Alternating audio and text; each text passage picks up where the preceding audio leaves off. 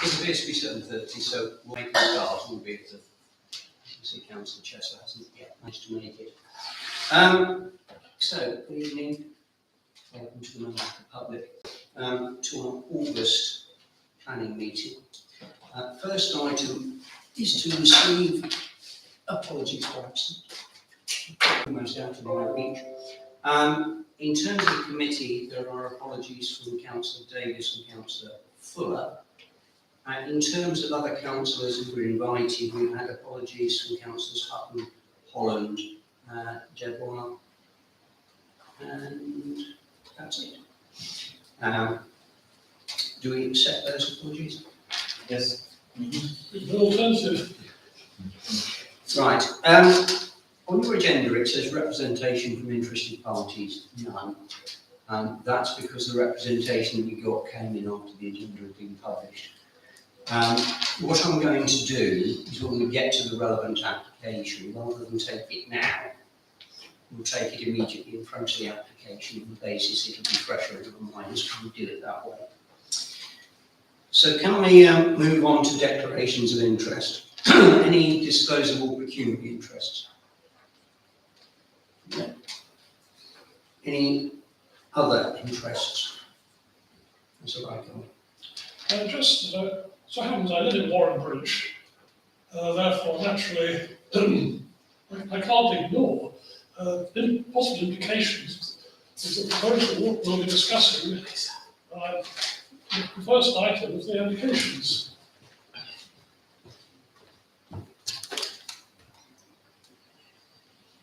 Okay. I work for Amble School, which is one of the Yeah. Right. Sorry, David, I work for Amble School too, but I may have gone by the time that comes up. And I live on St Peter's Road, as I was saying. Right. Next item is minutes of the previous meeting. That was the meeting that we had on the 5th of July. Present were Councillors Arnold, myself and Jones. The minutes of that meeting have been circulated. We kind of look to my left and my right here. Somebody want to propose them? I'll propose them. Good. Does somebody want to second them? All those in favour, please indicate. Thank you. Bear with me as I sign them.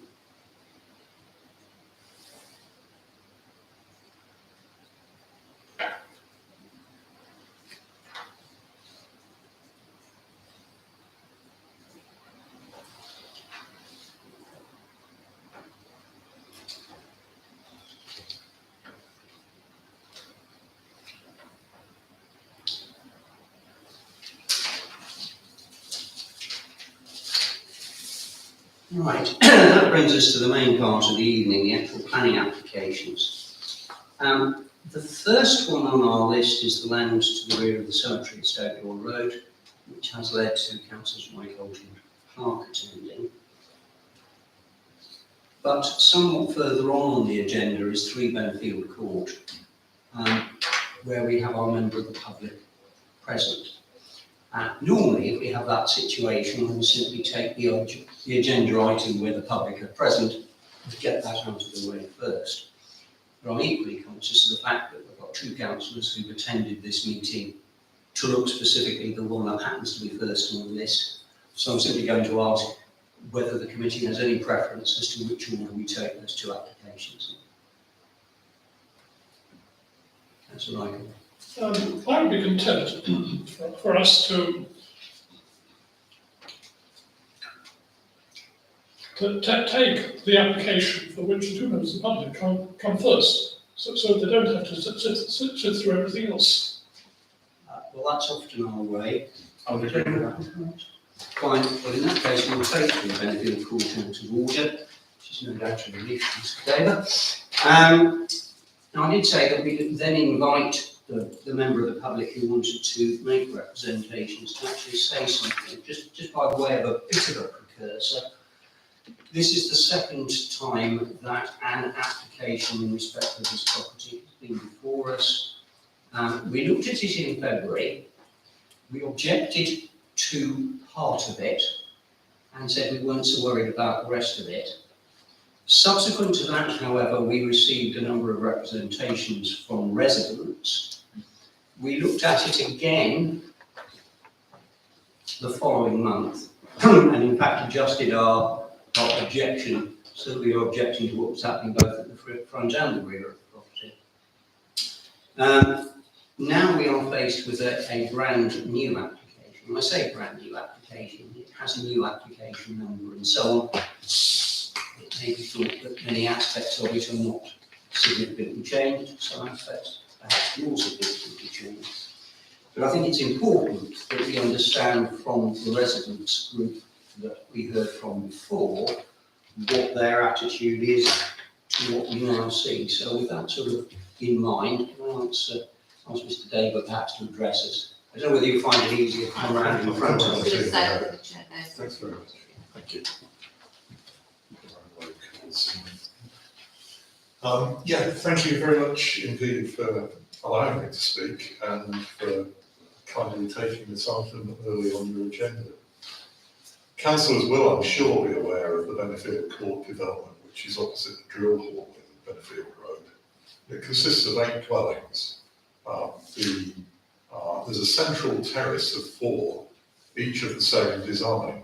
That's a point of some importance, I think, because clearly the development occupies a sensitive location fronting onto the Benfield Road conservation area and with the important view across from Stoke Doyle to the rear. So it's a sensitive location. Councillor Chappell's already said that an application was refused earlier this year, and I think he used the word rehash. I would seek to persuade you that it was a rehash of the pretty much of the same plan, the same application, and that I think I should mention as well that it was refused by North Ends on the ground of visual impact and adverse effect on the residential amenity. There are numerous points. I'm very well aware that residents want to comment on individually. I can't possibly cover all of those tonight. I'm going to mention and highlight just a few. What I want to take first of all is it's a quick point, but one I think not without importance. The application contains inaccuracies. For example, there's an assertion you will find that there are black railings to the rear of number 5. There aren't. There are no black railings there. There's a wall that's being lowered and a trellis above it. But the importance of that is I urge you to be a bit cautious about any assertions that are made in case there are other inaccuracies in there. I'm going to take the 2 main grounds for refusal of the previous application first, and then I'll just mention very, very briefly the other things that concern residents. Visual impact. Now, I think you've probably seen some, what are called artist's impressions. I think they're computer generated actually. I think they're not very good quality. That's my personal view. They're blurred, the colours are muted. I don't think it gives you anything like the full impact of what's going to be built. If granted, the whole of the width of the ground and first floors will be glazed from floor to ceiling to the front, which is very different from the other 3 houses in that central block. And it will create an imbalanced appearance. That's just the same as the previous application. The only thing that's changed is that the window frames are going to be white instead of black. There is, on the 2nd floor, at the moment, a window, and there's a proposal to put a patio window there and change it into a Juliet balcony. That's what's changed at the front. The extent of the glass is further accentuated by the fact that the applicant wants to raise the ground floor level by 600 millimetres. So that the glazing on the ground floor, which is already higher than that of the neighbouring properties, is accentuated further. And it raises, you might think, an issue of light pollution at night, because there's a huge area of glass, and unless it's all to be covered with curtains or or blinds, there's going to be a lot of leakage of light. As I say, above that is the first floor roof terrace with a brise soleil, I'm reliably informed that it's called, a canopy out there. The first floor terrace will be substantially larger than that of the neighbours. There's only 6.5 width of the house, this is across the full width. There are large privacy screens which will reduce light in neighbouring properties and gardens. The garden in the rear of number 4 will be overlooked as a result of the raising of the ground level by 600 millimetres. Because the houses are staggered, there'll be a direct line of sight from parts of the terrace, roof terrace, into the master bedroom of number 2, which is my property.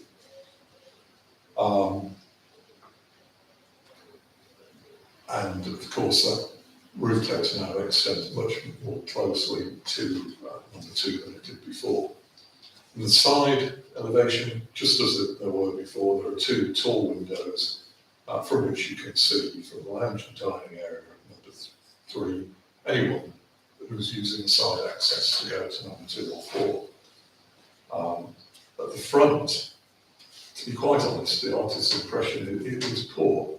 There's a large vehicle parked outside the garage, and I can't discern on the plan exactly what's intended. What I can tell you is that Mrs. Anker's house, number 4, will be overlooked by a floor-to-ceiling glass panel that replaces the front door of number 3. And that raises a privacy issue for her, of course. Other issues, I'll schedule these very briefly. Structural impact. The residents have confirmed that a party wall survey will be required due to the need for load-bearing beams. There are internal demolished walls. There's quite a structure above, and it will need specialist steels.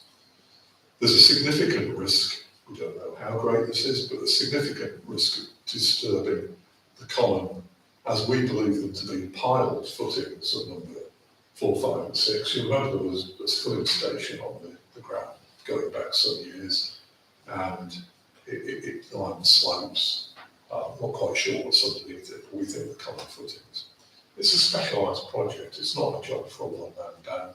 It's a highly specialised, albeit small, civil engineering project. Drainage, this is my last heading.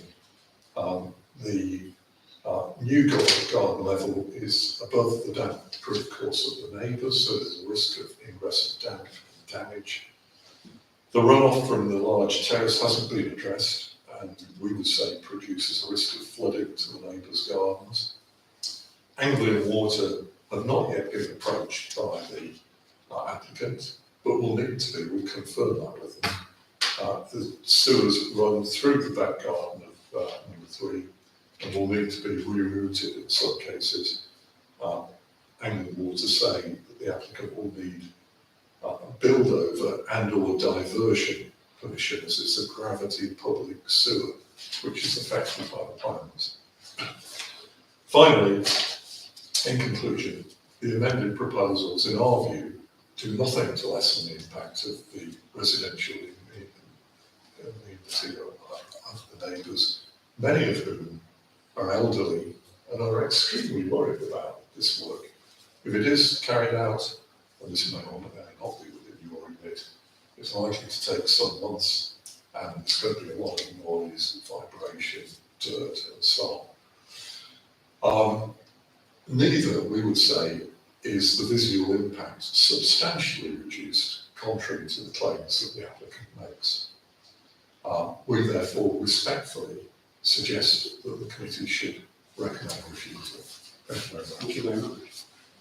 Anyone got any questions, Mr. Chairman?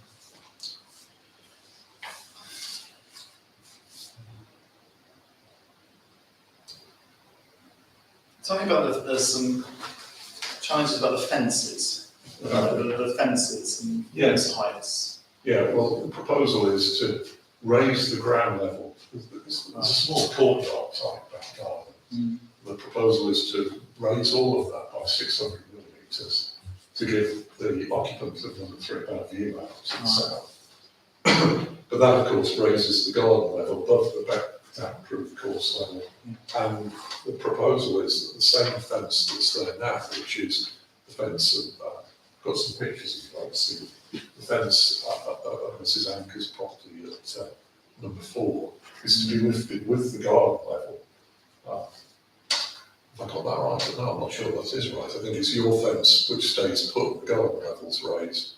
So the people using the back garden, number 3, you've got a view across into your property. The impact on my property, if I may speak, is considerable. I've got a computer picture of what it will look like if I named it. It's on both sides. In the new application, he says that it will not affect the light to my believe that it will, because it will be so there plus the which is now above 2 metres with that. The impact that he wants to place it. In actual fact, the fence is mine, legally on the deeds. Yeah. And is that they were intending to knock down the fence where they put up a wall? He wants to replace the fence, knock down the fence, which I'm afraid he can't do because on the deeds it is definitely mine. I've had legal advice. Yes. And either put up a metal fence or not. Obviously, before it was in black. Now Yes. we don't know the materials. We don't know the colour of it. But all the dividing fences of the houses at the back are wooden fencing. Just add that he's proposing to put steps in the common side access to get up to 600 mil raising into his garden, which he's no right to do because it's commonly owned land and they want to put Shared access. Yes, shared access. I've got no more questions. If you'd like to take a seat Yes, back there, so thank you. because it gives us a chance to look at the screen a bit. If you'd like, please show us the existing elevations, which are sort of third one from the bottom.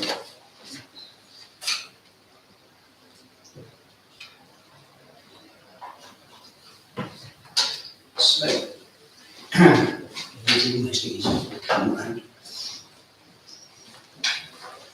in terms of the frontage, here we have a door, and here we have the double garage doors, a certain appearance, shall we say. If you go to the next elevation, so that's the elevation of the proposed one.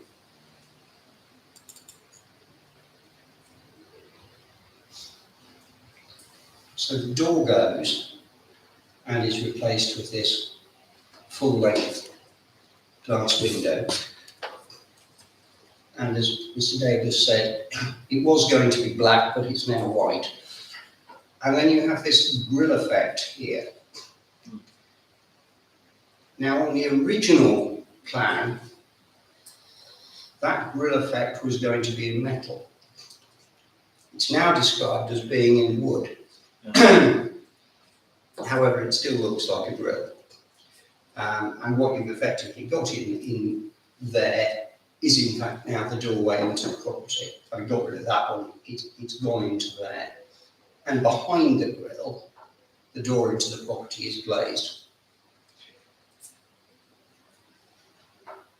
In broad terms, that's, if you like, the key differences between how it is now and how it would be in the future. The councillors may recall that we didn't much like the appearance of this area here because it wasn't in line with the rest of that development. I'm gonna be the black sheep, if you like. I remember this very well, but I'm sorry to say this. I genuinely thought the original was actually quite a nice piece of design.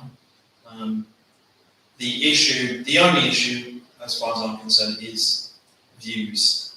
Whether or not it's going to look into somebody else's garden, something like that. The overlooking. So I'm the Okay, dissenting voice.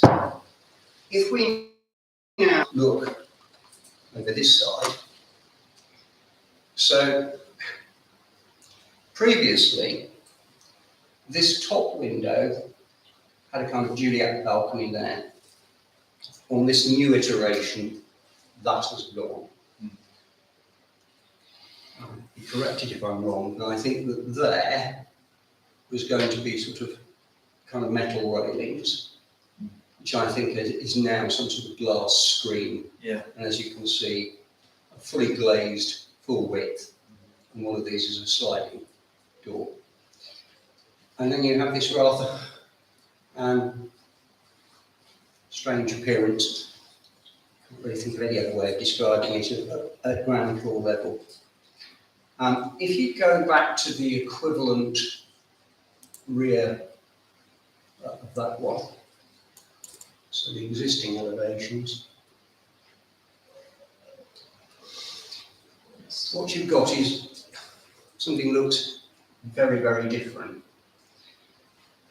So instead of having this kind of pretty glazed area, you've got what I might describe as a much more conventional look to the property. And here you've got a kind of the half balcony with the access from there, as opposed to the full width. And amongst the things that concerned us was the fact that if you look at the location plan, just get that one up.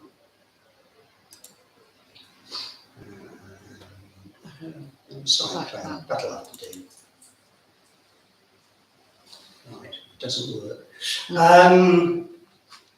But there's another way. Okay, so. Is there another one? No, just go back to that for a minute. I need to. No floor plans. Yeah, well, no, I've got a better idea. So there's the old drill hall, which is now effectively all flats. There's the property itself. There's Benfield Road. And there's an area behind it, which is in fact an open land. If you go to the design and access statement,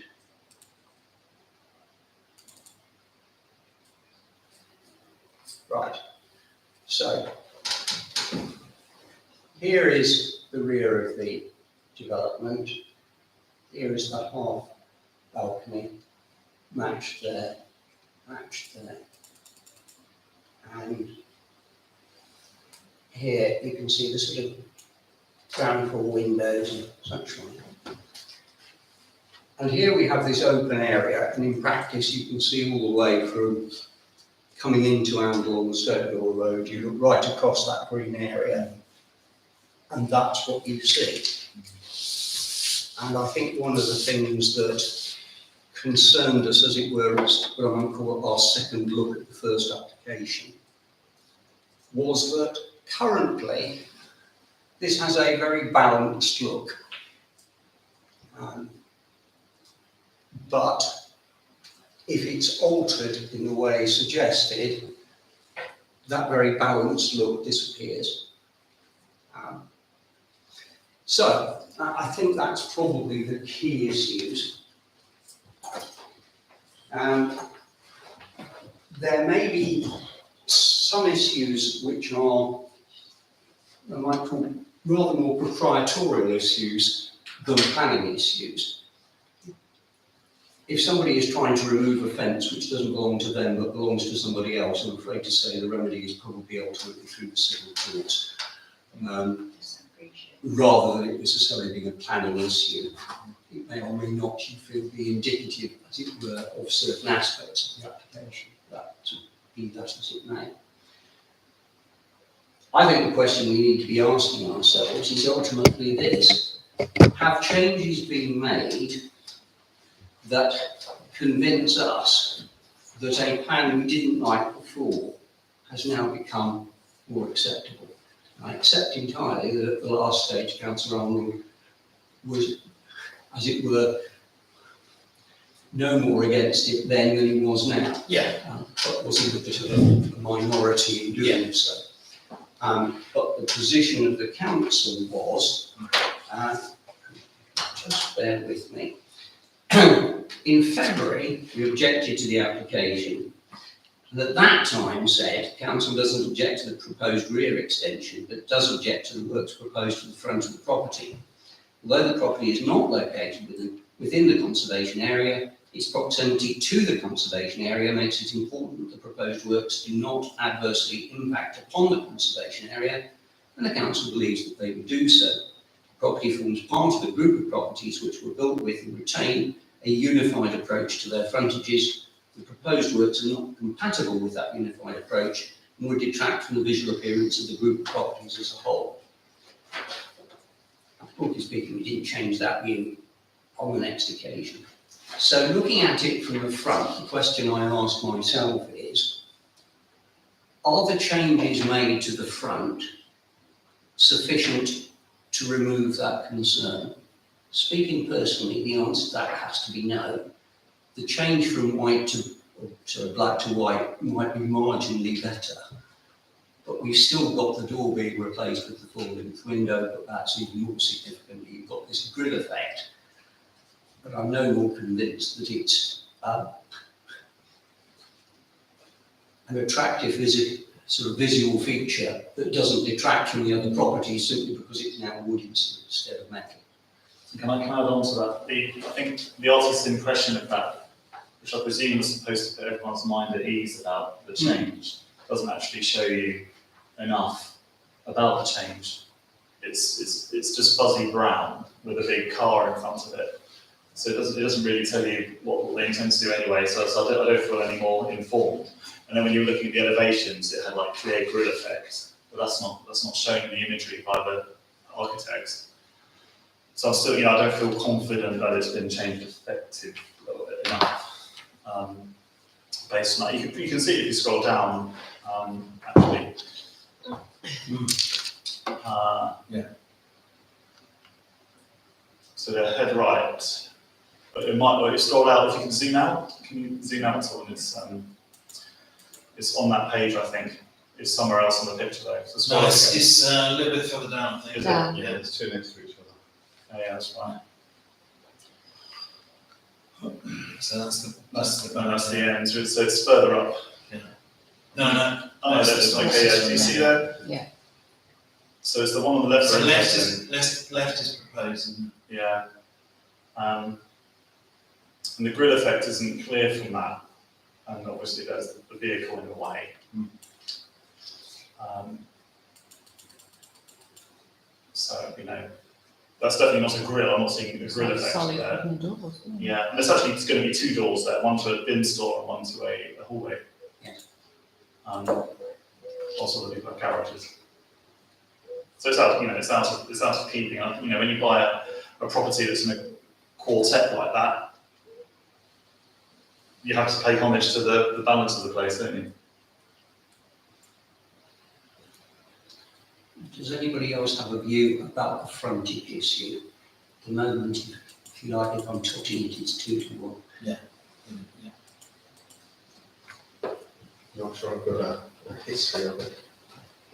I'm not offended by it. I'd probably side with Councillor Arnold if I had an opinion, but not sure I'm allowed to vote on this one. I mean, what I find disappointing is that you get a picture that's produced like that, and the sole reason for putting the car in front of that is so that you can't properly see what's going to be behind it. Yeah, there's a number of occasions in this document where it's not been quite as pure and clear as it could be, which just made me feel that unease about what it's saying. At crucial moments. I think that's fair. I think there's definitely, And they miss out. it's not done themselves any favours, I don't think, in this.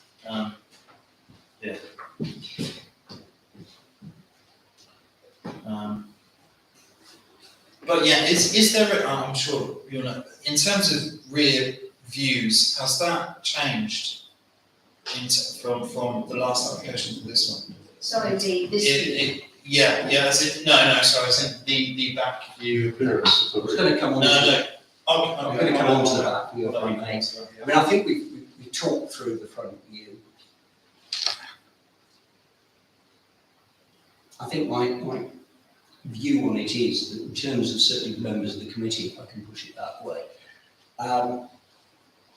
the concerns that we had originally are not particularly assuaged by the changes that are made. That's right. Looking at the rear, you'll recall that I read out in February that we didn't object to what was done at the rear. We then received various representations. We've always reserved the right to ourselves to rethink if new information comes to light and we think that it's appropriate to do so. This was one of those occasions where we did. We said that in relation to those works, they'd undermine the aesthetic integrity of Benfield Court. They're not compliant with the Town Council's design statement. Interestingly enough, the design and access statement says it is. I didn't write it personally, but I think we might know better whether it complies with our own design and access statement than the applicant, but there you go. So we said it didn't comply. We said it would adversely impact the visual appearance of Benfield Court and Stoke Door Road approach to the town. We went on to say the demolition of the garden wall, the replacement of the black metal fence would not be in keeping with the remainder of the rear elevation, neither would the use of a large expanse of glass in black frames, given that the neighbouring properties have either white UPVC or pastel coloured frames. Similarly, the black metal railings to the first floor roof, terrace and second floor Juliet balcony would be visually intrusive. Proposed window in the side elevation and the extension of the roof terrace would potentially raise issues of overlooking and loss of privacy. You can see that the revised application does marginally deal with a couple of those points. We didn't like the black or black sky. We didn't much like them in terms of the windows. We didn't like the black metal railings, and we didn't much like the Juliet balcony. They've gone.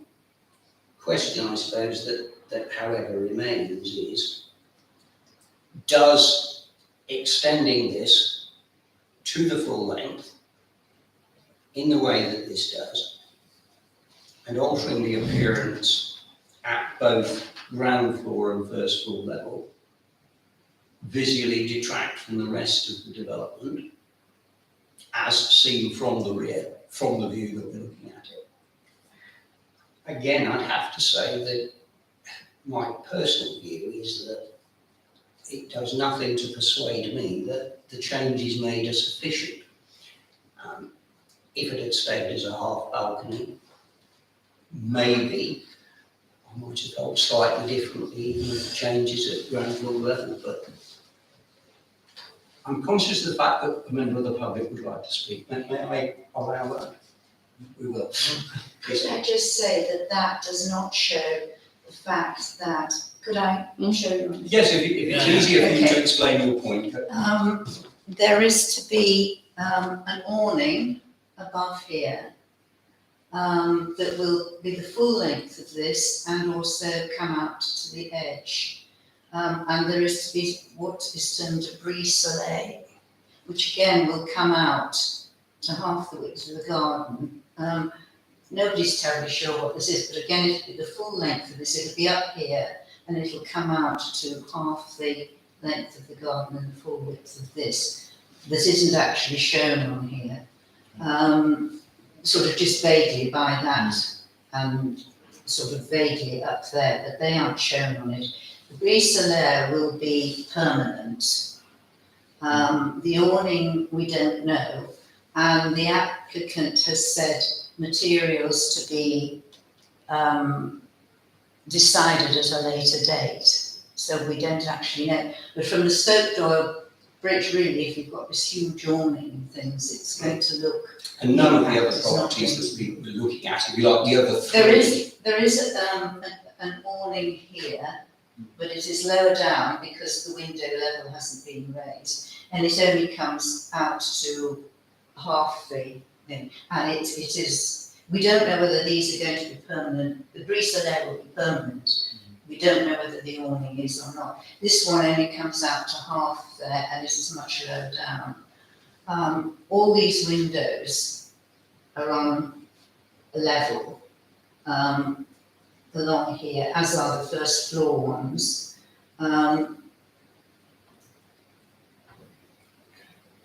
So yes, it does stick up, but there's going to be even more coming out, which, as I say, isn't shown on the. Yes, thank you for drawing that to my attention.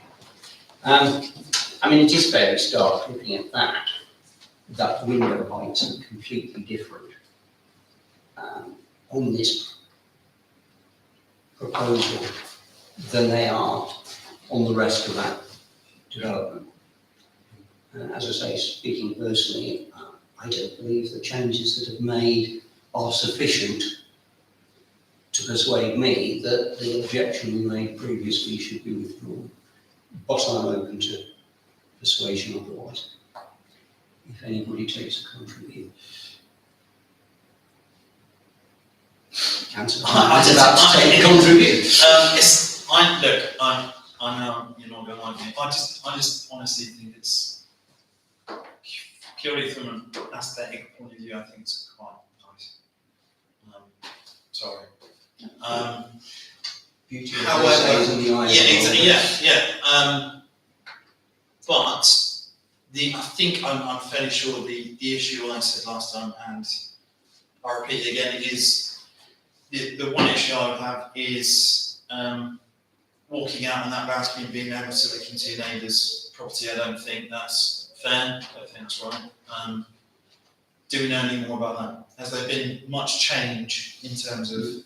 I think the short answer is I can't see anything that impacts that at all. It was one of the points that we made previously. Thanks very much. It does look nice, Yeah. it's true, but I think the point being made is it's not accurate.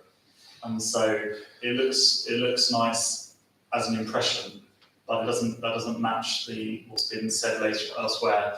For example, the fence height at the bottom left, there's that little fence there, is going to be much higher than the window to the left of it.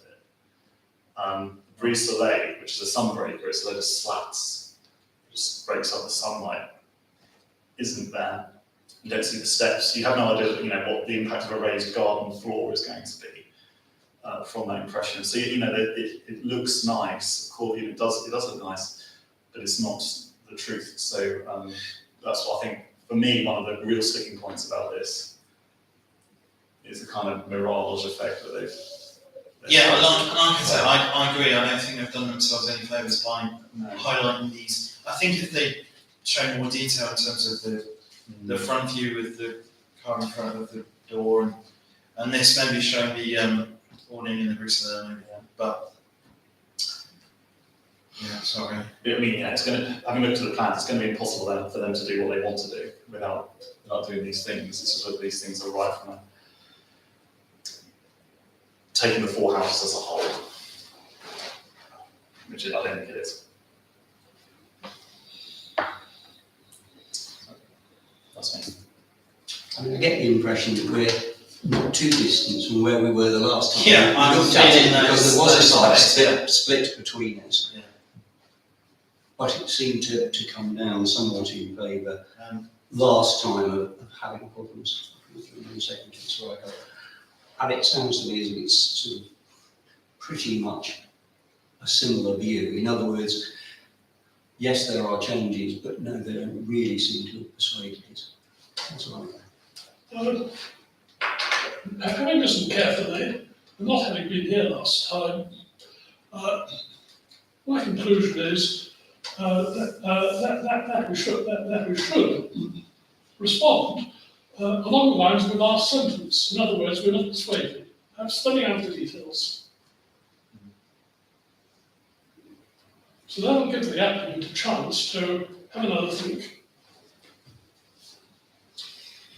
Yes, I hesitate to, as it were, encourage yet a third application when the very next one we're going to look at is a third application itself, but I take your point. If we slam the door, frankly, I feel we might get nowhere. Well, one thing, of course, we can do is comment positively on certain changes that we Yes. feel are improvements, such as changing black to white and so on, but in the greater scheme of things, I don't think we'll get that pretty far enough. We could spend all night arguing, perhaps discussing the minutiae of it, but I think that on balance, the response is going to be a very similar one to the last time. Yes, I move accordingly. Right. Well, I think that probably concludes that. If the two of you wish to remain, by all means do. If you wish to move on, equally do that. We might just take 1 minute whilst you do to gather our thoughts. Just thank you for your courtesy. Thank you very much. Thank you. Thank you. Thank you. See you again. Right.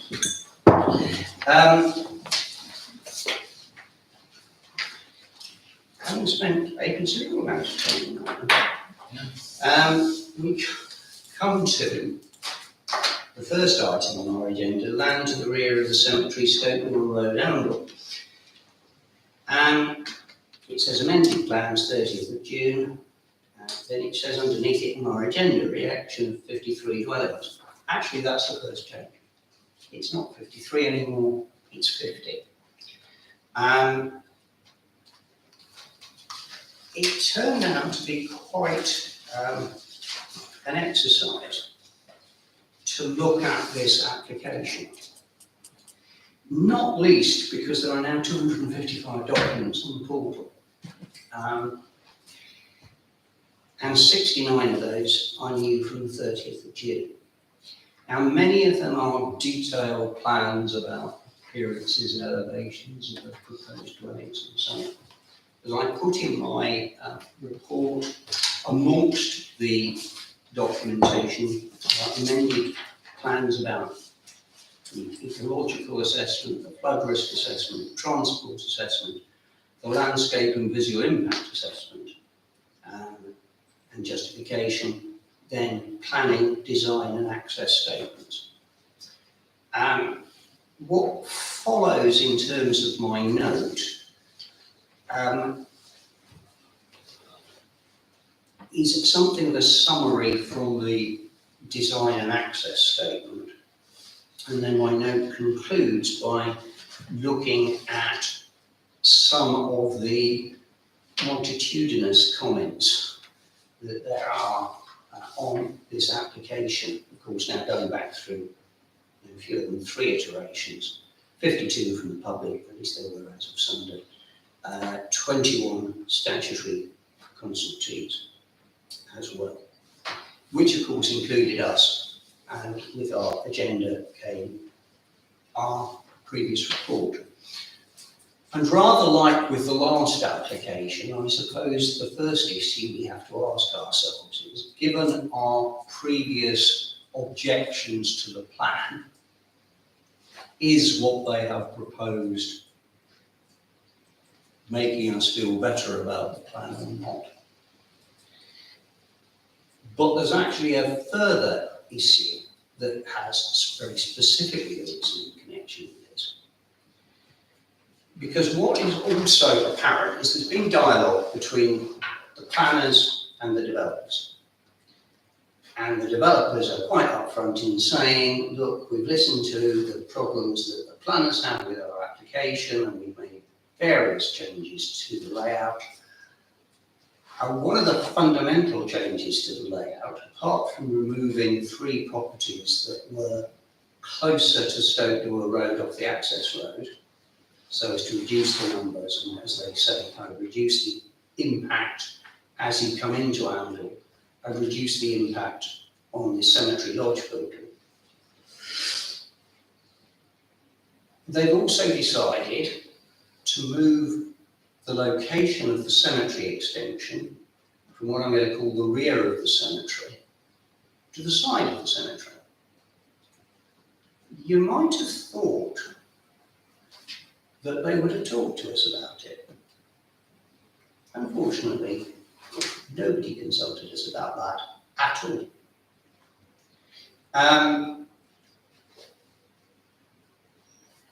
So suddenly, the cemetery extension issue has changed not insignificantly. And I think we're probably going to spend a certain amount of time therefore this evening having to look at the specific plans and their impact on the cemetery extension, and whether the impact is positive, negative, or whatever in our view. So I almost want to put that to one side and deal with that as a specific issue. In terms of other things, what they're basically saying is that planners were somewhat worried about the visual impacts of this development, so we've done various things to try and alleviate that. As I say, they've got rid of 3 of the properties closer to the front of the development.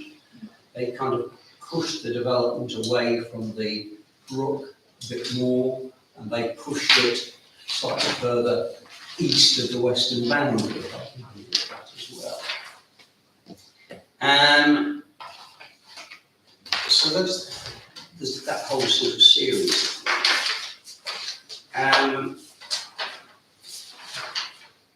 They then go on to say,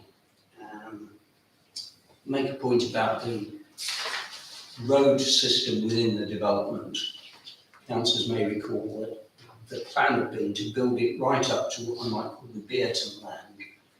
That's the bit that lies between Warren Bridge and this development that is in separate ownership, which the planners very, very, very much wanted the whole thing to come forward as one comprehensive package of redevelopment of the whole site. But it seems that the respective owners just haven't been able to get their acts together, and the Bearton family not playing ball with this development at any rate. So what they're saying is, Highways have told us we shouldn't build it right up to the boundary at this point, so we're going to build it, leave it short of the boundary, but make sure there is land so that we can indeed extend it through, so that this development could run into the Bearton land, which could potentially run into Warren Bridge.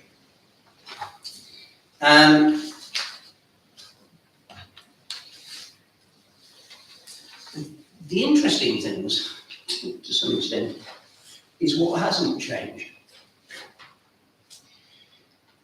We were much exercised by the impact of this development on Stonedoor Road, but particularly on the bridge at Warren Bridge.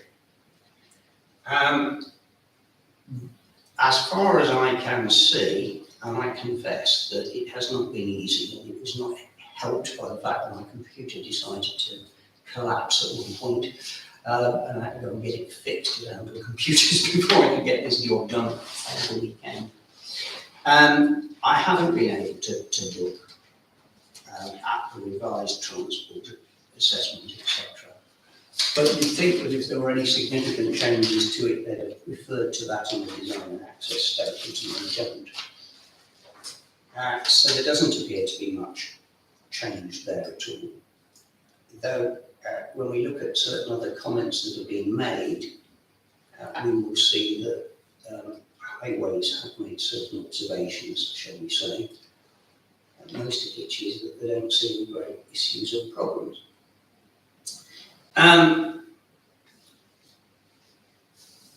But I did think it was very interesting that the design and access statement contained the following, and I actually had to quote it. The effect of the proposed development on the existing highways and service infrastructure has been fully investigated and evaluated. No excessive pressure or strain on either have come to light and the result problems are not anticipated. Who are you talking to? What verbs were they looking at? One of the key comments in relation to this application comes from the Northamptonshire Clinical Commissioning Group, who say, we confirm there is not sufficient capacity in the local primary healthcare system to absorb the anticipated increase in demand created by the proposed new housing development. How much more fundamental does it get? I ask myself. Now, okay, highways don't seem to have particular issues. I made the points that they're happy enough with the idea of reducing the speed limit and what was proposed around traffic calming. Indeed, about the only thing that got flagged up that I really noticed in Highways response was that they pointed to the poor condition of the footpath around the bridge area, and in particular to the washed away wall. And that was washed away many years. And they're saying, well, perhaps the wall should be reinstated, or the footway made good.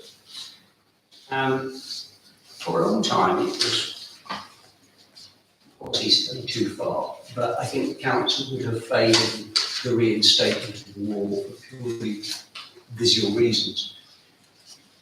There are locals to that area, however, who will tell you that they fear that if the wall came back, it might mean that flooding issues would get worse because the wall would, if you like, channel the water.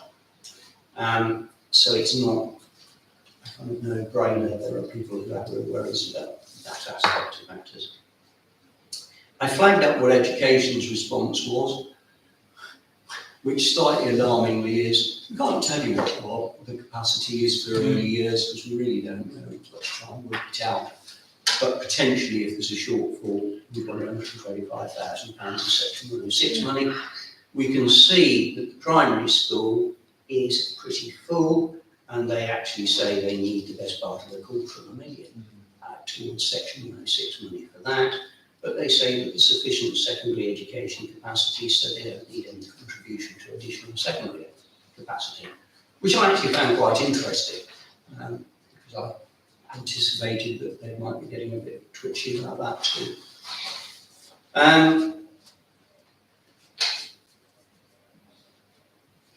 Flood and water management teams say there's insufficient information available to comment on the acceptability of the proposed surface water drainage system. This seems to be a recurrent theme about major planning applications in this town. People saying, things like that, and then actually it all being swept under the carpet, so to speak, and permissions granted anyway. But for what it's worth, that's what they're saying. And I suppose if this application were again to run into difficulties, doubtless the developer would have to address that particular issue. It may be of some significance that the NNC policy planning officer, looking at the fact that this site is allocated in the local plan part 2, which of course is not as yet a development plan, it is not adopted, it is not yet passed through public examination.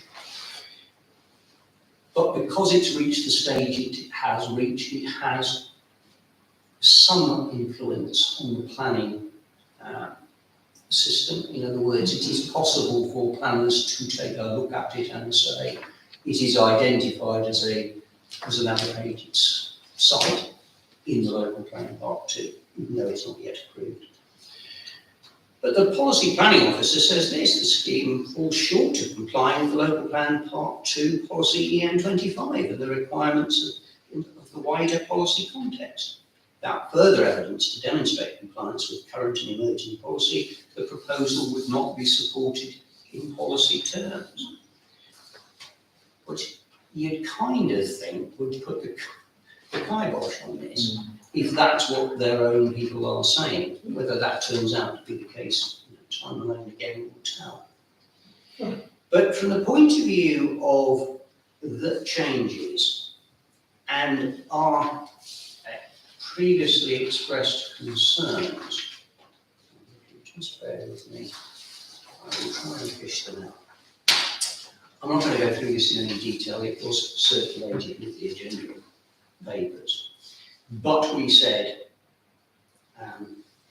housing need, really? Is there actually a demonstrable housing need? We raised the issue of infrastructure. If anything, our views about that are strengthened by the continuing concerns of the CCG. We wanted a decent construction management plan if that was to get permission. We had issues around the affordable housing provision. We had issues around the impact upon existing housing provision, and we had some issues around landscaping and ecological issues. I should perhaps say that if you actually spend time looking at the comments on the site, there are some sort of ecology people who are a little exasperated by it, because the verge beyond the cemetery lodge that would have to be dug up in to essentially permit the access has sort of wildlife features which mean that they'd much rather it wasn't.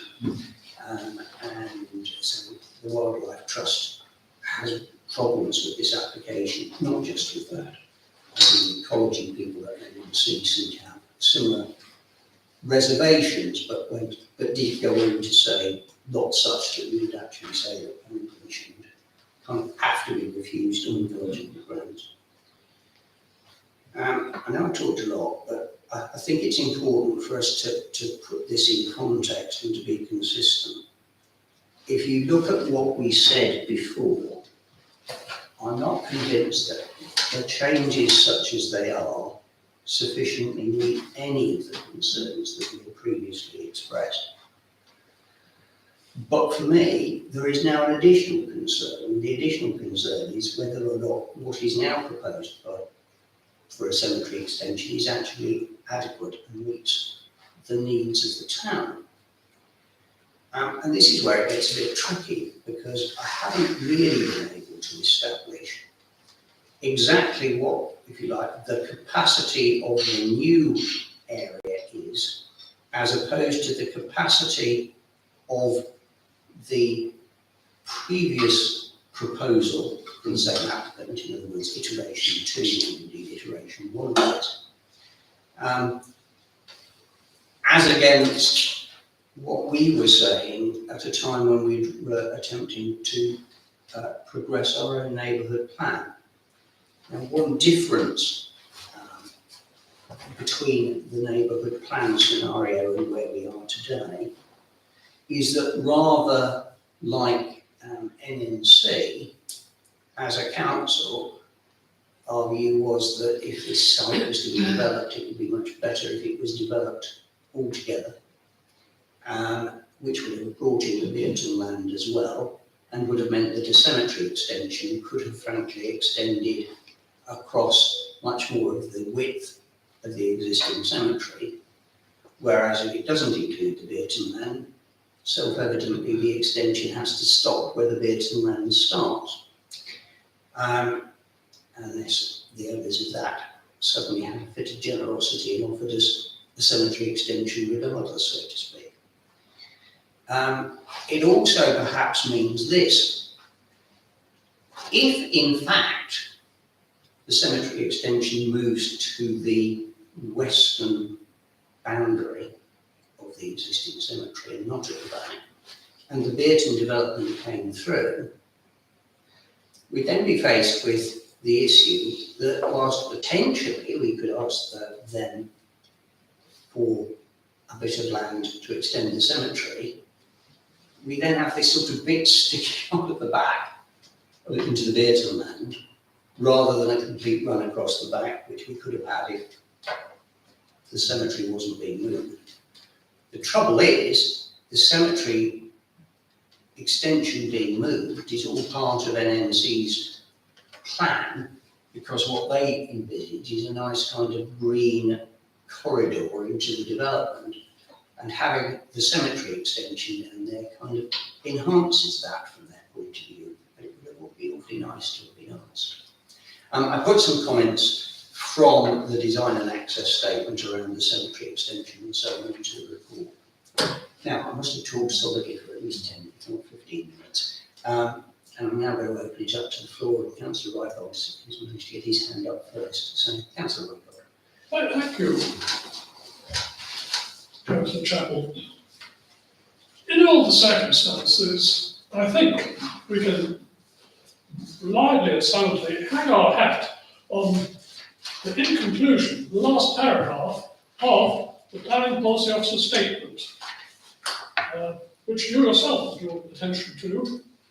As set out, the scheme falls short of complying with Local Plan Part 2 Policy EM25 and the requirements of the wider policy context.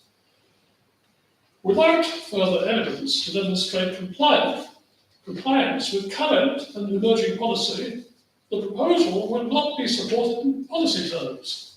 In other words, since the developer has made this further iteration, NNC planning, in terms of natural justice, are consulting all the statutory consultees, including us.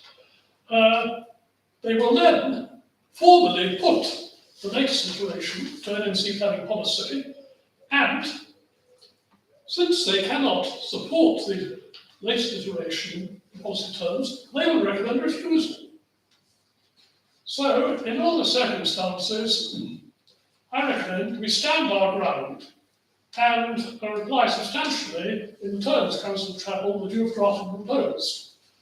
Now, looking further ahead, the developer is not going to give up lightly.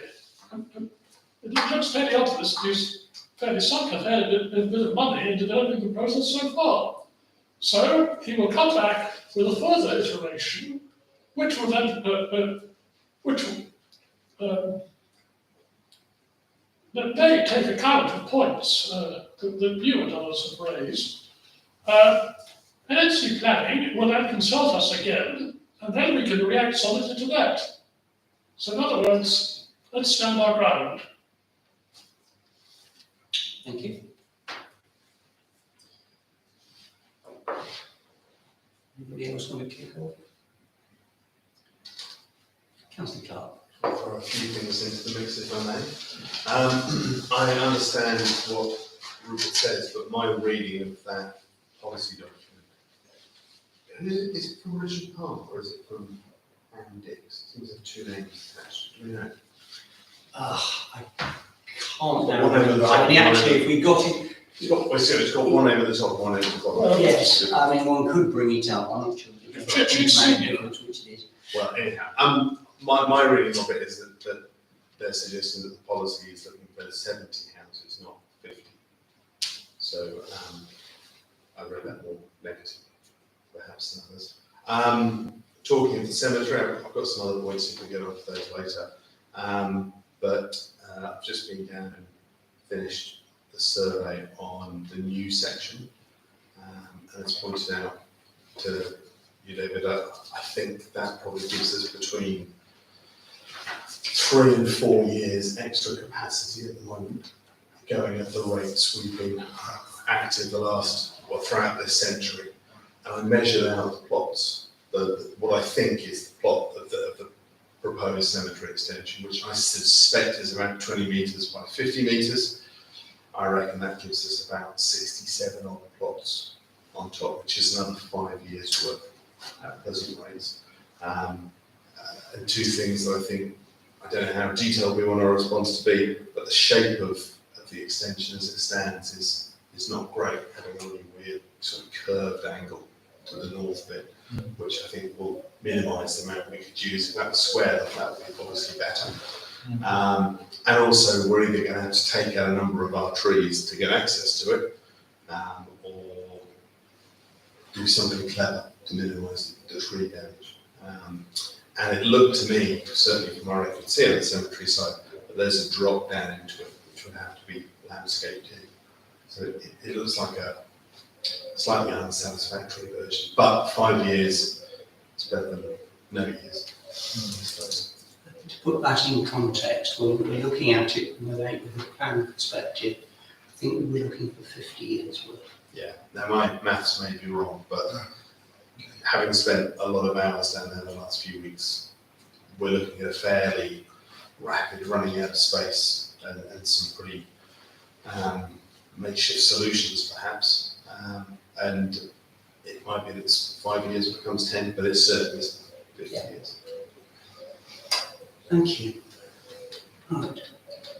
Well, I think Rupert's points were good, notwithstanding perhaps this difference in the number of houses that the policy document was proposing.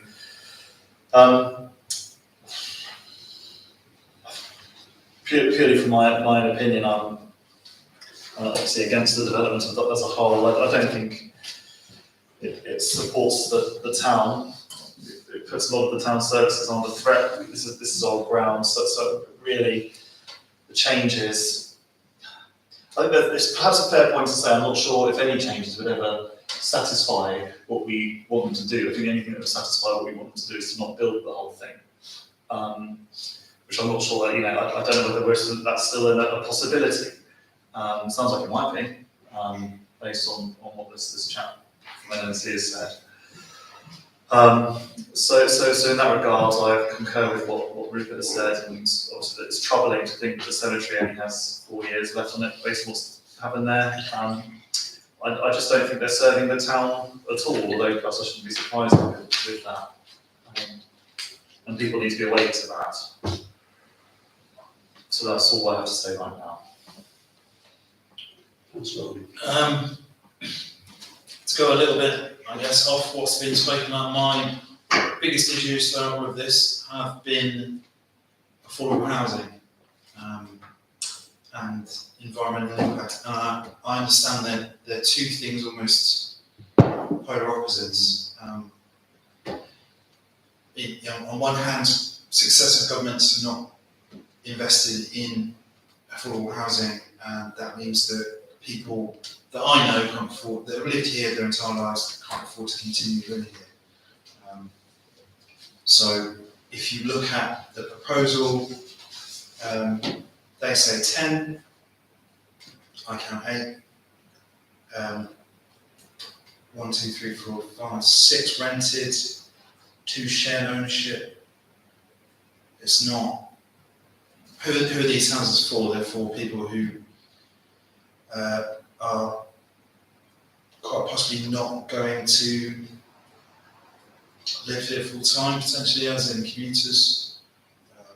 So what's that doing for Amble? Is that putting money into Amble or not? I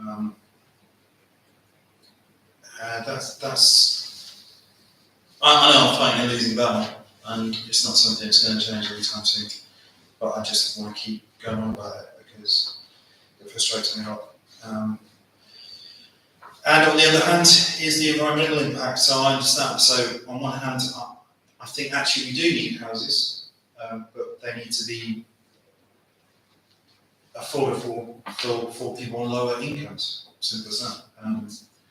Or there needs to be more co-investment from NNC to build properties that people can afford to rent. But yeah, like I say, on the opposite hand of that, the environmental impact, well, the best environmental impact would be to build 0 houses. So it's, I'm caught in the middle. And yeah, I know, I think the biggest thing that we can fight them on, other than what Rupert said, is the infrastructure. If we've got the clinical commissioning group saying we cannot have more people in our medical facilities, then just send an email back to everyone. I think that's the biggest. That's a very real threat to current residents. That's people not being treated. Totally. Yeah. So that's 2 pence. Councillor. I know we're in a different CCG now, or ICS as it is, but the wording of the letter is exactly the same as the wording that they wrote about St Christopher's Drive, and exactly the same about the wording they wrote about Colestock Road. I think that's probably a formula that leads to, we can't go with it unless you give us some more consulting rooms, and they follow a formula for building costs. So I suspect that won't bring any happiness. I also wonder if looking at the planning and policy statement, Councillor Raycroft mentioned, if they are referring to that, saying we need to stick to that, the point at the bottom of policy EN 25 says that the site will be required to set aside land to allow for an extension of the cemetery as indicated in figure 14, and that does specifically put the cemetery extension on the north side in a much larger plot. So whether that's something that we could refer to, I'm not sure. But they definitely aren't meeting that requirement in terms of what's on the plan. No.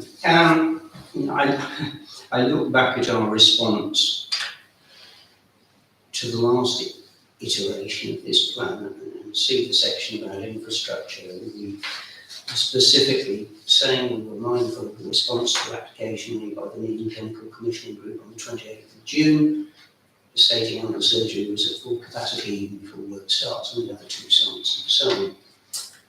And talking about the need for adequate Section 106 funding and the rest of it.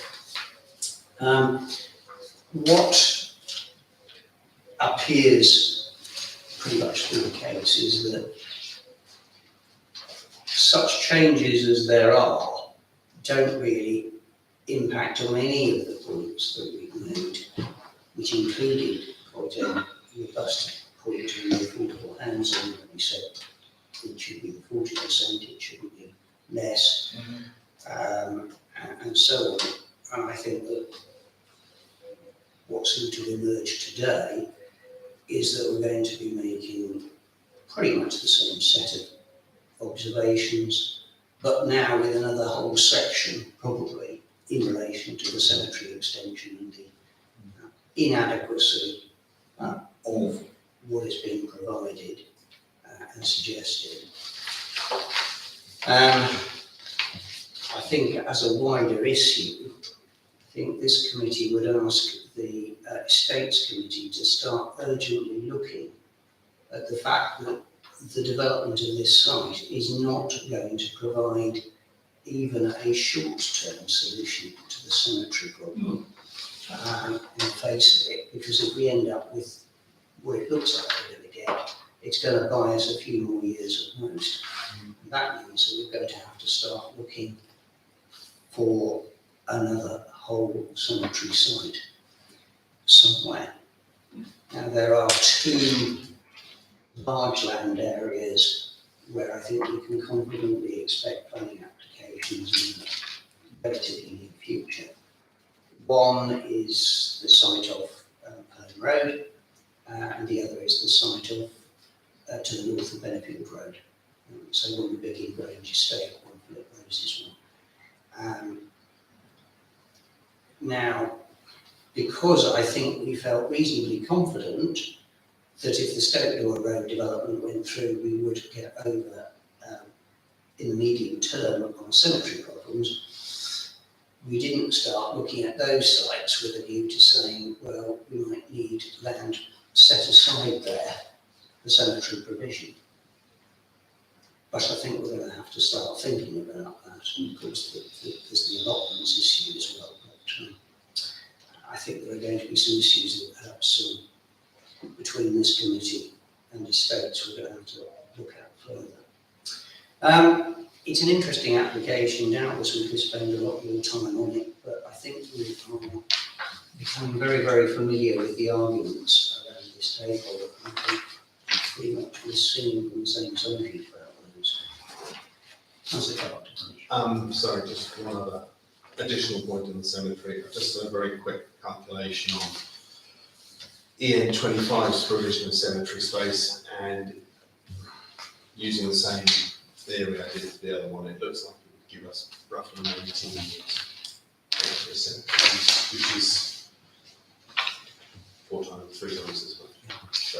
So we could link Councillor Reichold's point about the planning policy to the fact that we have a particular concern about it's not being followed, because if it was being followed to the letter, so to speak, the cemetery expansion would be probably 3 to 4 times larger than what appears to be emerging. The one, roughly the one that we've got on this plan looks like it's 25% of the one in EN25, which is not quite the same as. Absolutely not. Councillor Reichold. And also, I think that in our response now, we should give added emphasis to NHS Northamptonshire's reservation. We already know that the pressures on our medical practice across the road here. NHS Northamptonshire state that they're looking for a Section 106 contribution.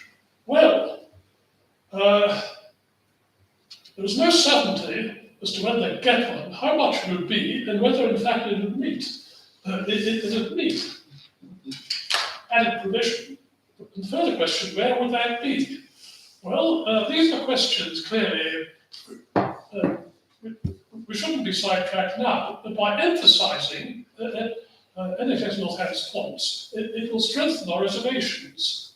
The further factor is that Councillor Helen Harrison told me that now we're in NHS Northampton CCG, NMC, adult services, have a measure of greater influence on NHS Northampton CCG.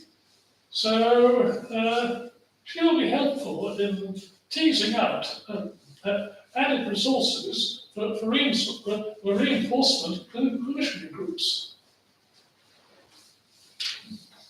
Can I just ask a quick question, Lisa? The original documentation from the NMC said we had to respond by the 27th of July, so you obviously secured us an extension. How long is that extension? Till tomorrow. Awful feeling you were going to say that. Guess what I'll be doing next this evening? Right, okay. In that case, I definitely want to move on and try and get through the rest of this agenda, because actually there's still quite a bit of meetings, one way or another. This one will keep coming back in different iterations.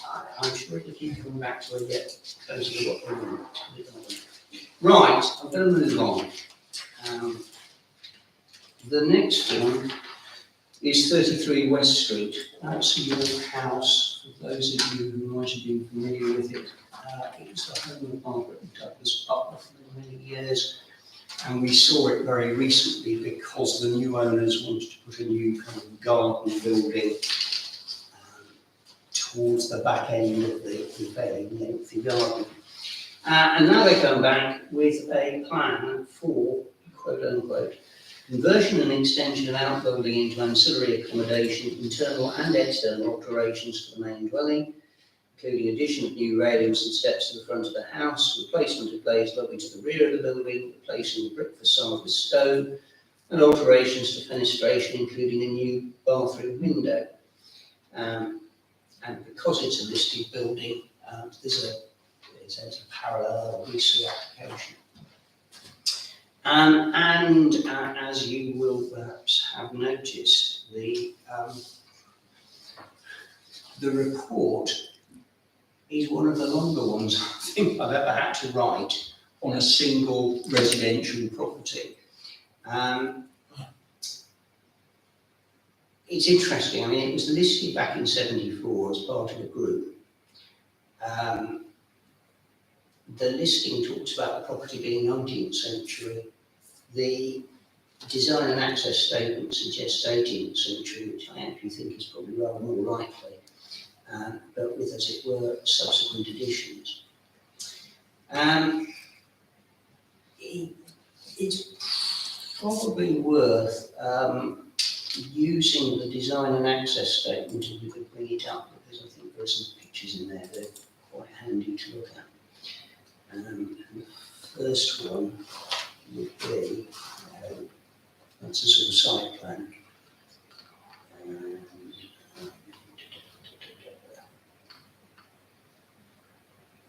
Right. Okay. So, when it talks about stone, I think it's talking about it for here. If you keep scrolling through, and so there's a glazed area at the back, I'm going to change that. And here's the frontage with which we're probably all familiar. And so you've got a relatively steep set of steps, a metal railing, and this low garden wall. And here, as you can see, there's a carriageway, as it's described, building over, that takes you back into a rear area with plenty of parking. So one of the plans, and that's the outbuilding, and the plan with this outbuilding is essentially to extend it that way, actually increase its length, not inconsiderably.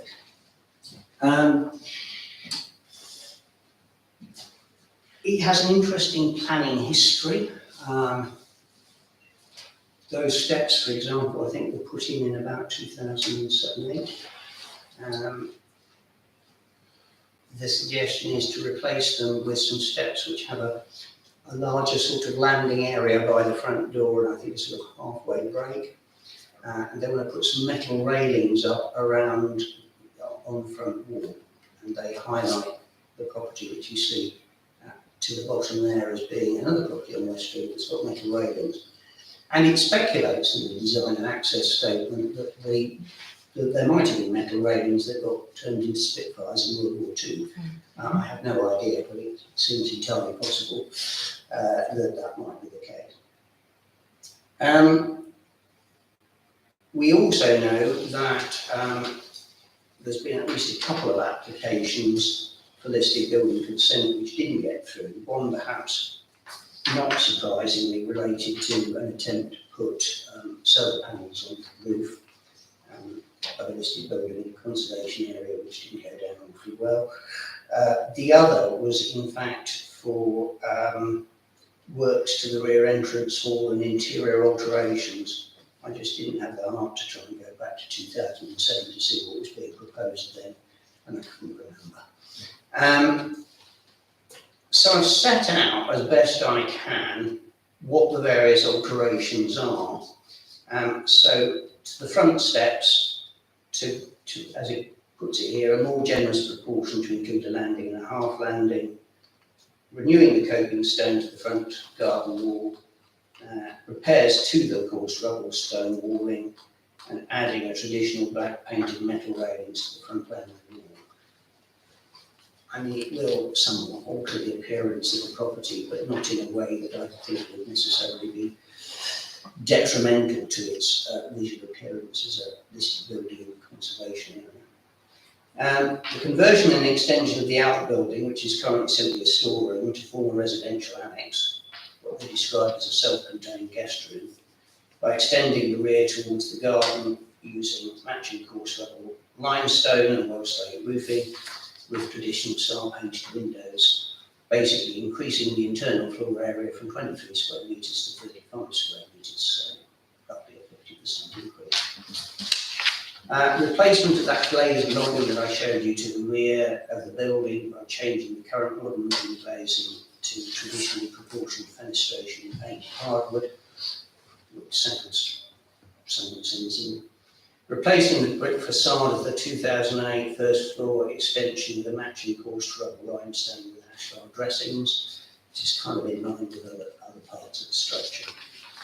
On the ground floor, to remove the modern drawing room bookcases, retain the decorative chimney piece but replace the modern strips and fire with traditional grate, to remove an existing door to the WC in the hall, putting in a new door under the line of the landing to make a larger plate in the WC, which also has the benefit of putting a second door between the house and the cellar, to remove the existing modern kitchen fittings to replace with new ones and a new layout, to remove internal partition walls between the kitchen and the dining room, to install some new studded partitions to form a boot room and utility in the pantry, and to modify the landing and add a spiral staircase to the playroom, thereby creating a secondary route of escape.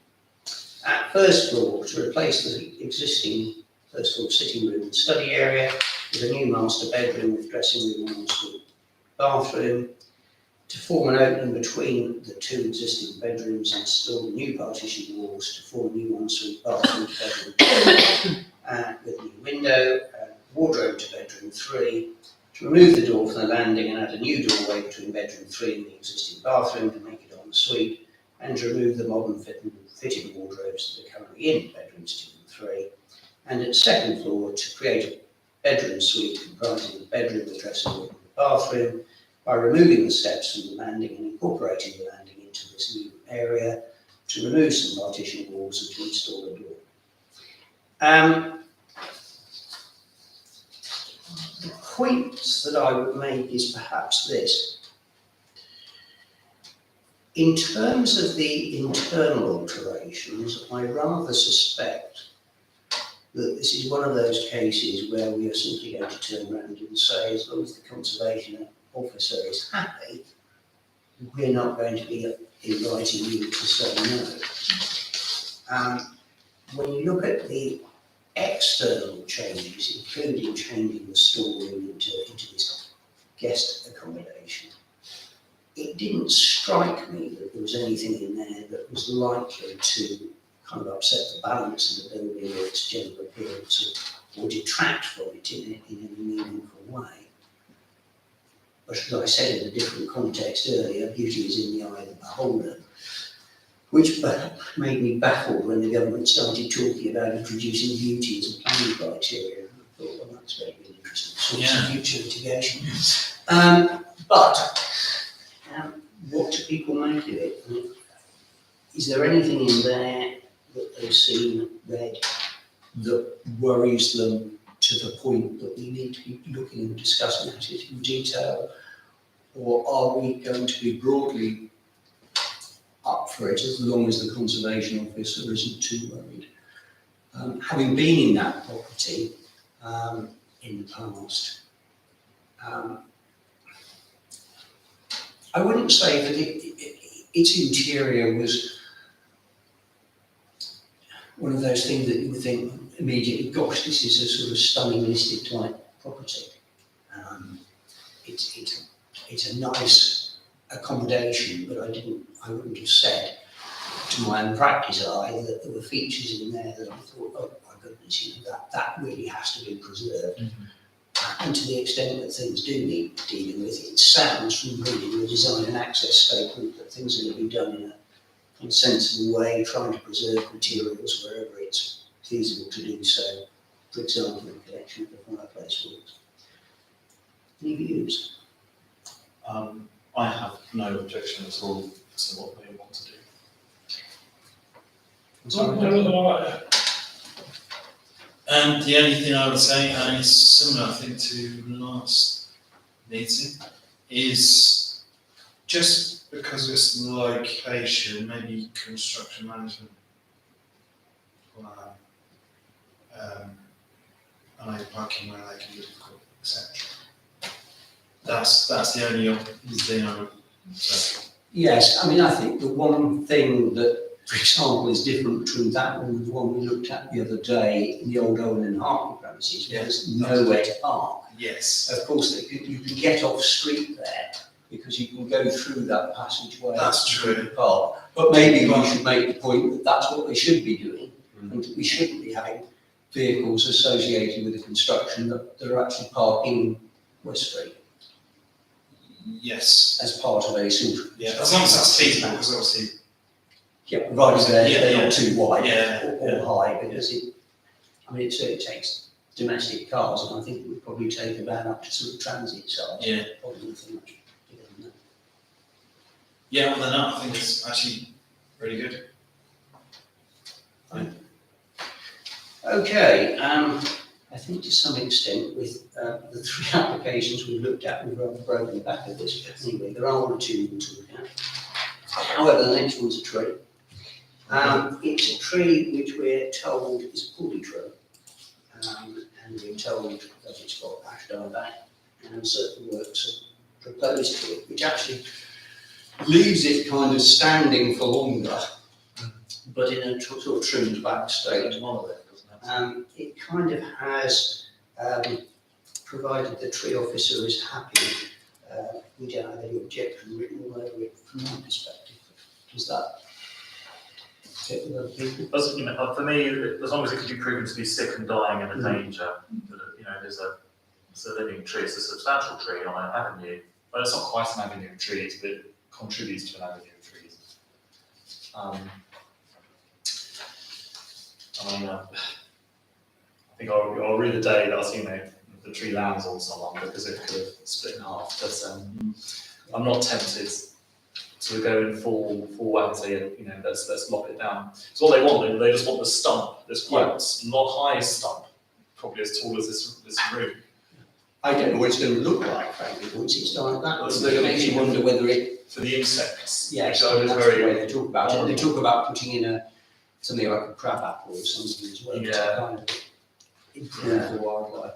I mean, it seems to me, first of all, we want the tree officer to tell us that it is as poorly as they suggest it is, and that the works in the circumstances are appropriate. And if that's the view that conservation officers, the tree officer, then I guess we'll go with that. I appreciate that they've been very thorough, they're very thorough with that. For many tree.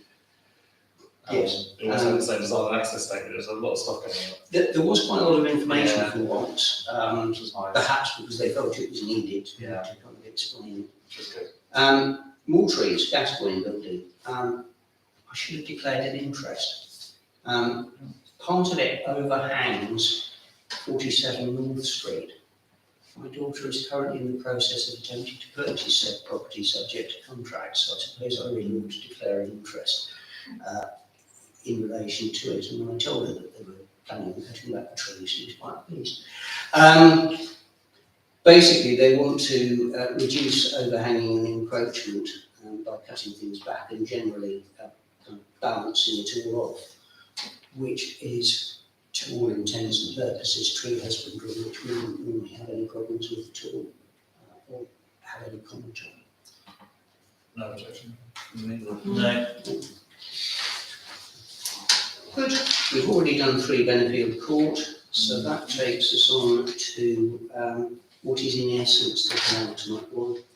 6 Siddons Close, a proposed unmanned extension, but it has the dreaded word after it, retrospective. In other words, they've already done it. Sure how that actually happened and why it's now come to light and why we've got the retrospective application, and that is made clear, but retrospective it is.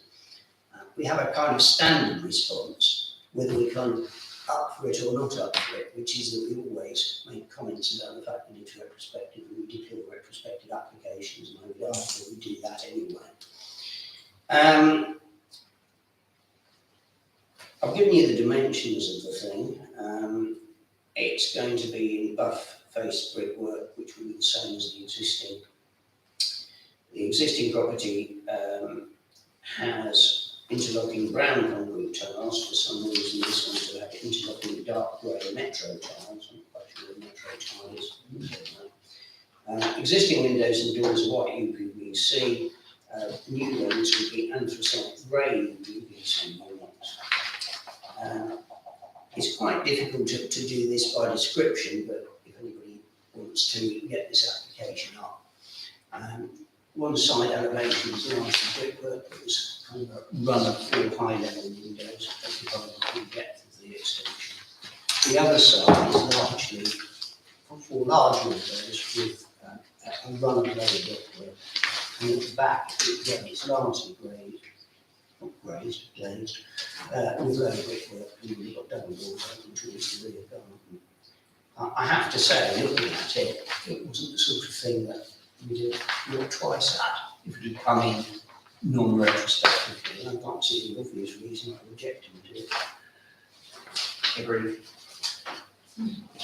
No objection. Yeah.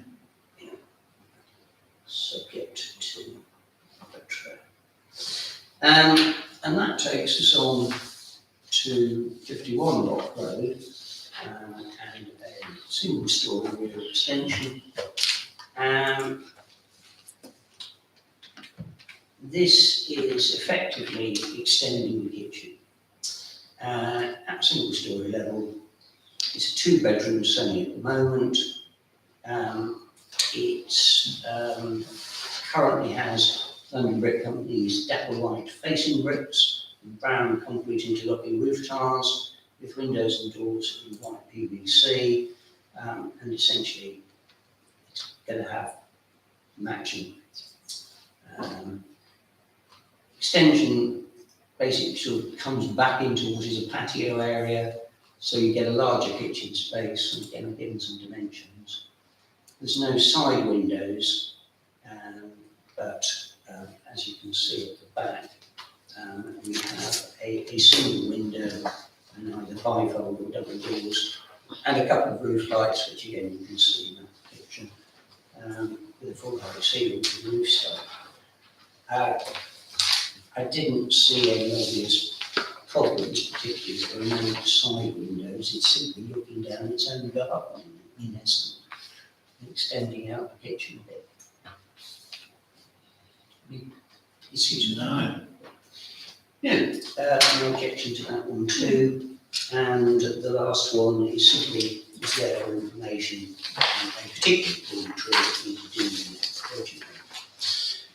the planning outcomes, they're all there and listed, and not quite sure how the retrospective application about a garden will never actually seem to make it. We somehow it slipped us by. And the tennis club, which of course we own, where we supported their application for an entrance which basically assisted the disabled, that's been granted. I'm conscious of time. We've got two other substantive matters in the agenda. One of them was sparked by reports that Councillor Rycroft made following the NMC Area Planning Committee meeting that was held on the 30th of June, which related to the site of St Christopher's Drive. And the reason I thought that perhaps we should look at it for a minute or two was simply this: that it seemed to flag up what I might call points of kind of general application and relevance to planning matters generally affecting the town. Now, whether there's anything that we're not currently doing that perhaps we should be doing, or anything that we believe we may have missed for whatever reason, I'm not sure. But I wonder, Councillor Rycroft, if you can remember briefly your report, because unfortunately there wasn't a copy of it attached to the agenda, I don't think. But if you can remember well enough what you were saying, it might assist us to just have a little think about some of the wider points you were making. I'd be happy to do so. Thank you. First of all, I apologise for not contriving it was attached to the agenda. I had addressed the email to Emma, copying to you, Councillor Chapel, to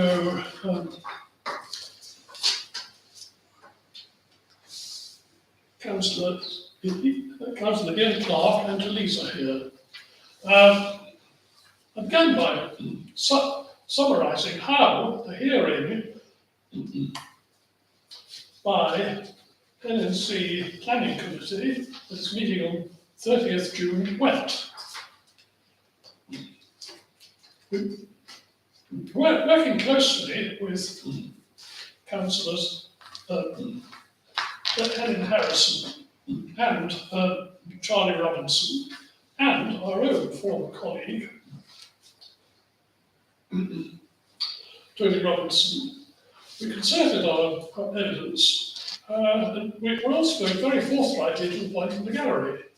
I had the impression, in fact, that the NMC councillors on committee, they sympathised with our points, but felt bound to go along with officers. So,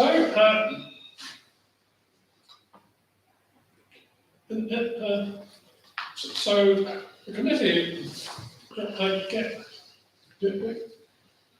gave permission to these two sites, St Christopher's Drive. So,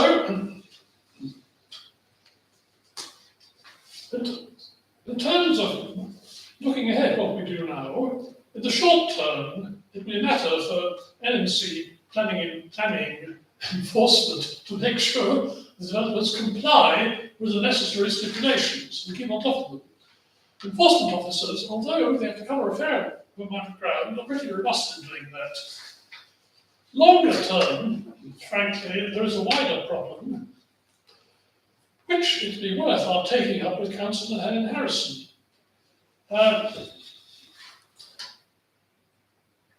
Frankly, really, the local plan crept up on us largely, and without reflecting that, I think on the professionalism of the ENC planning officers, as they put together the local plan, they rather relied on perhaps somewhat Delphic assurances from the infrastructure enablers. The infrastructure would catch up. As we know from the severe pressures of medical practice, it is catching up but slowly. At the moment, frankly, not at all.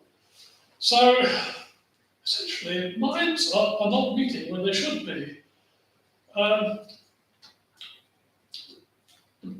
The first stage in the planning process as a whole, the regional spatial strategy, whatever it's called, should be a chance for planning authorities like NNC,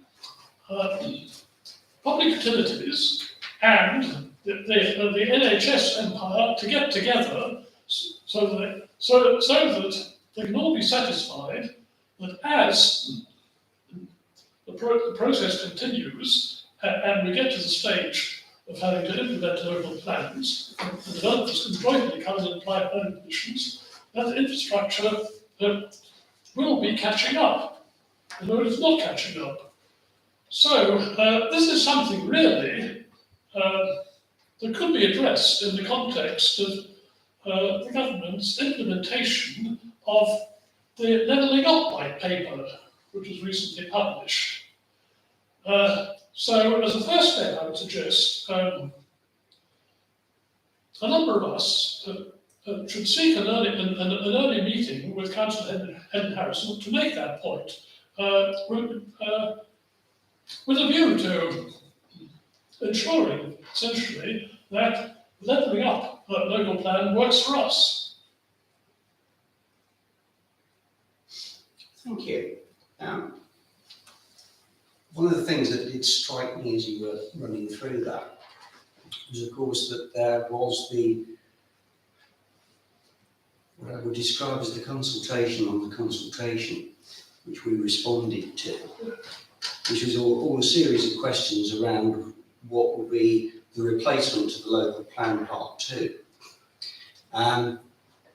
where we were being invited to comment on whether the questions they were asking themselves were the right questions and inquiring.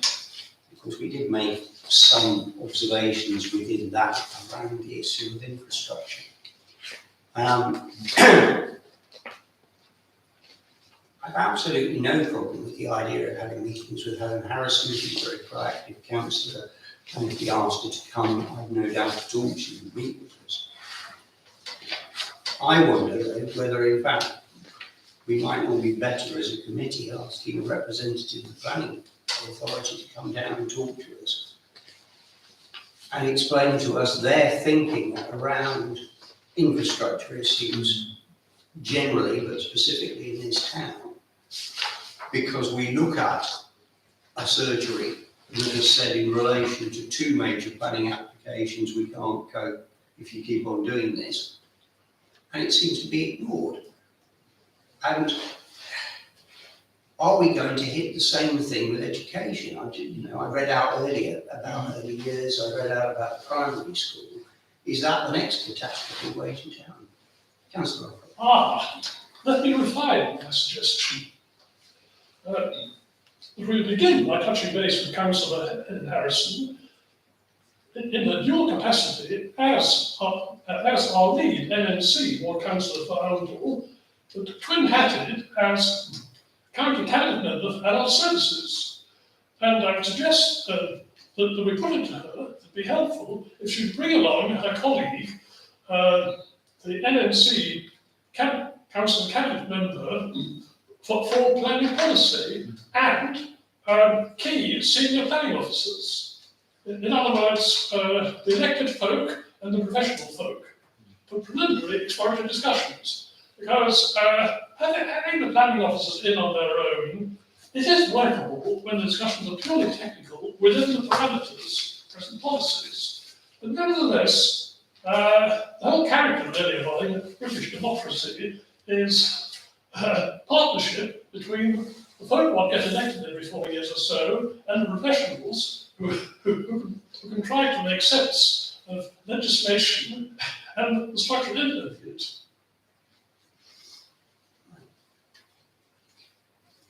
Does the sound of a meeting with Helen Harrison and others from NMC sound attractive to this committee? And if so, would we do it as a sort of standalone meeting? Would we have them here half an hour before an ordinary planning meeting? What would we think? I would suggest definitely standalone, and like an hour and a half or so. So in other words, clear and even for it. I would prefer it to be tacked onto one of these. Purely for calendar reasons, let's put it that way. Yes. I'm with, Yeah. Balancing the numbers, more or less. And what we could do, if we felt we needed an hour, would be to invite them to come at 6:30 rather than 7:30, and actually try and get it done before the start of a normal meeting. I guess if we deal with it sufficiently in advance, the possibility is that we actually start planning work at 8 o'clock, and have them sort of 7 o'clock or something. I think trying to add an hour and a half onto a planning meeting, when you think that this one would have taken 2 hours by the time we finish. 3.5 hours of meetings in 1 minute is pretty heavy going, though I sympathise with the view of, oh dear, that's another night going west, if we don't do it that way. I would expect, couldn't be, to devote a whole evening to it, to allow reasonable time. Well, the problem with that is, yes, of course you could do that if you do it as a standalone meeting. Yeah. We've got 2 members of the committee whose both preference, and understandably, is, oh dear, let's not add yet another date to our diary when we lose another evening with family and friends and what have you. True, that is a sacrifice. However, this is a fundamental policy matter, therefore, I would suggest it merits it, the sacrifice. Well, of course, the other possibility is that instead of it being the entire committee, because we've only got 3 members of The delegation. our committee here tonight, and we're missing as many as we've got here. It may be that a couple of us, say, could be part of this meeting. It doesn't necessarily have to be the entire committee, and indeed, for that matter, it doesn't have to be just this committee. You know, looking there and sitting there and noticing the mayor sitting at the end of the table, thinking to myself, well, what better representative of the town do we have? Very quiet few months. I think on that note, getting Helen and, there are at least one planning officer who lives in town, but getting them together at a convenient time might be the thing that decides it. Yeah, looking at their diary as well. But a time that a delegation to meet them would be ideal. So let's start the conversation. So and see what maybe they just come a up question of putting it to them, there seems to be 2 options. One would be that they come prior to a standard planning meeting, or in some ways possibly preferable, a standalone meeting, but we will try and work around their availability, and whether they meet with the entire planning committee or simply council representatives remains to be seen. and it would presumably be the start of the conversation. Oh, as yes. much as anything, because Yes, I mean, they'll be finding their, but we also know that they are lifetime numbers at the moment. So yeah, it might be a quick conversation. okay, I'll have a chat in due course to Lisa about the mechanics of moving that one. Right. Street naming and numbering for new development on land between St Christopher's Drive and the A605 Ample bypass. What often happens is that we simply get told by developers these are the names we're going to have. More often than not, our reaction is, why? Where has this come from? And where is the local significance of the name? It's an interesting thing because councils such as ourselves have absolutely no power in this area. The most we can do is sort of say, pretty please, what do you think about X? And they might do or they might not. and it has been taken into account on a number of occasions over the years. We've had developments that have had names that have indeed been suggested by the council. We have had others where our preferences have gone awry, shall we say. There are roads in this town that are named after individuals of significance within the town. And one other trend, particularly on what might be called open field style developments, is if there are old field names or names associated with the ownership of the land on which the development stands, that one might suggest those. What we don't actually have, as far as I'm aware, and I think we have talked about the possibilities being passed, is actually have a kind of bank of names ready to go that says, oh, right, developer, if you've got 6 streets, here are 6 names that we quite fancy.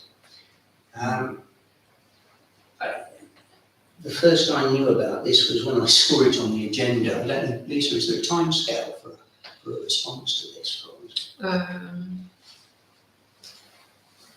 11th of August. 11th. Yeah, that's why Emma asked me to put it on here. because So it's- it's before full council.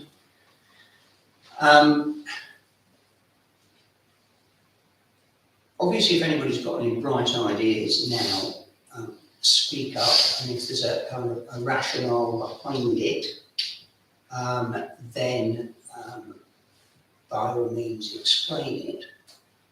Otherwise, I've no problem with councillors, both on this committee and in the wider council, putting forward names directly to Emma for Emma to feed on, in the hope that somebody isn't. How's it going?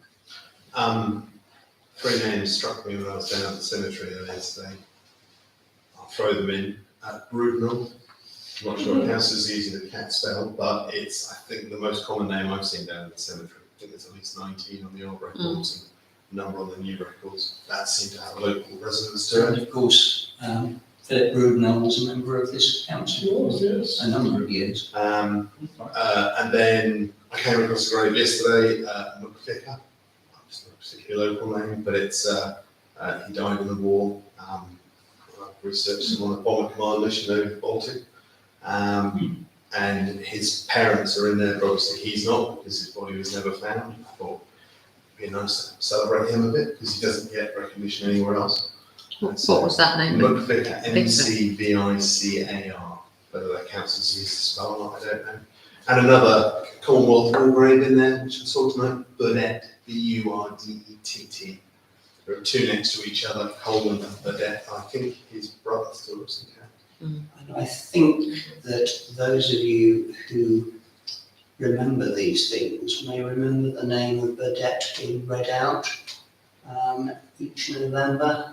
We go into the church for the sort of Armistice Day service, and they read out the name of the war dead in Uncle in the 2 wars, and I certainly recognise the name Burdett from that. Yeah, there are obviously at least 13 Commonwealth war graves recognised down there, but if his family's still alive, that seems. Can I just say two things? One, I really love those names. I think that's a really lovely thing to do. And 2, my ideas were silly. So I'm feeling a bit of an idiot. I was going to go, please don't buy these houses, or the Ian Clark Memorial bypass. No? Yeah, that's Just do a picture. I think the names for the Constable Road are great.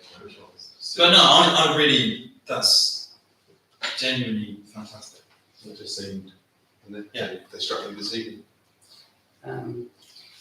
Yes, there's a name that, again, occurs to me, a lady called Mary Duckworth. Mary Duckworth was a leading exponent of the Cicchetti School of Ballet, and for very many years ran the ballet from Victoria Hall in Arundel for many generations of children, including my own daughter. I I think it might be quite a nice gesture from this town council to suggest that a street be named after her. She's still around. She still looks extraordinary, although she must be, it's not very politically correct to say this of a lady, but you know, she is a lady of some years, shall we say, but she is a fine specimen of a woman. She's obviously kept herself in very, very good trim. So, yeah, that might be a name. I mean, as it happens, all the full names that have suddenly come out have all been after persons rather than, as it were, places. Yeah. Absolutely nothing wrong with any of that. Whether any one or more of them gets chosen, who knows? But in the sense, if you don't ask, you don't get. And it seems nice to have been given the opportunity to put forward some suggestions. So there's 4 that have emerged already. Yeah. And I suggest that if anybody's got any bright ideas, maybe email it to Emma, but copy everybody else in so that if people want to say, yeah, I think that's a really great idea, or it's a rotten idea because that can be done. Right. So we tick towards 9:30. We seem to have reached any other matters for report only. We have the benefit of 2 amongst our number who are not normally here, but I see no reason not to ask them questions. So, Ian, any matters that you want to bring, as it were, of a planning nature to us? Actually, yeah, there you are. As many of you will know, I'm quite close to a present building site. And one of the things that's been interesting is talking to various people about the power of a construction management plan. And everyone involved in the Cotswold Road site denies that it's their problem or it's their issue. So it's interesting seeing the black and white conciseness of this will happen, this will happen. None of it is adhered to, and everyone says, oh, well, that's not our issue, that's someone else's issue.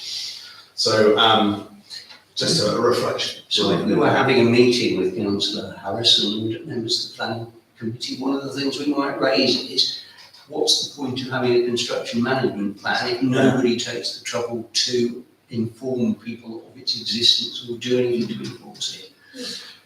We had a 2-wagon road lorry going up Leyden Road today, which was exciting. Yeah, construction work starts around 6:45, 7 a.m, not 8 o'clock as it says, and everyone says, oh, well, that's our problem. So yeah, that's just a reflection. I think that every time that flagrant breaches occur, we should be getting on to NMC enforcement and saying, there is a construction management plan, and these developers are not following it. Now, they may not do anything about it, but at least we can say to parishioners, we've done what we can. Sadly, we don't have an enforcement power, I wish we did. Yeah, there's a lot of emails going that way, but yeah, absolutely. I know they're very short. That's what I got. Nothing to add. Okay. No. Nothing from me. Lisa, is there anything that we need to know? In which case, I think I shall declare the meeting closed at, I think it is exactly 9:30. Thank you so much.